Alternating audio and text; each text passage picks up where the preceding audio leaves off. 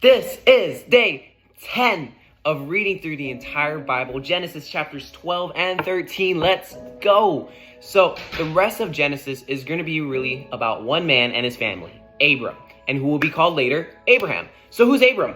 Abram is just some guy who was in the country, and all of a sudden the Lord calls him to him, and he says this to Abram in verse 2 and 3. He said, "I will make you into a great nation, and I will bless you and make your name great, and you will be a blessing. I will bless those who bless you, and whoever curses you, I will curse." And this is the key point, "and all peoples on earth will be blessed through you." So God chooses Abraham to be a blessing to the entire world.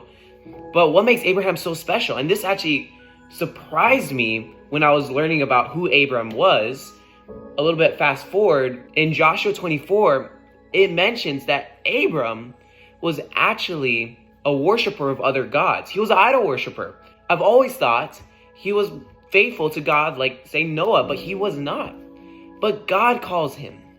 And we see that Abram is actually a spiritual baby. He's completely new. And he turns to the Lord. And we very do clearly see that he is imperfect, because he goes to Egypt and he completely forgets God's promise. He doubts God, and everything goes wrong in Egypt. But we see that God does not abandon him. He still chooses him, and he's going to keep his promise that he has made to Abram. God does not abandon him, even though Abram was unfaithful at the moment. And in fact, in chapter 13, we see that Abram turns back to God. He values his relationship with God more than material possession. And we see God guiding him in life, showing him the land that he's promised, and giving a hint of how big his descendants will be. So two things: God uses imperfect people to be a blessing, and God does not abandon us, even though when we are unfaithful.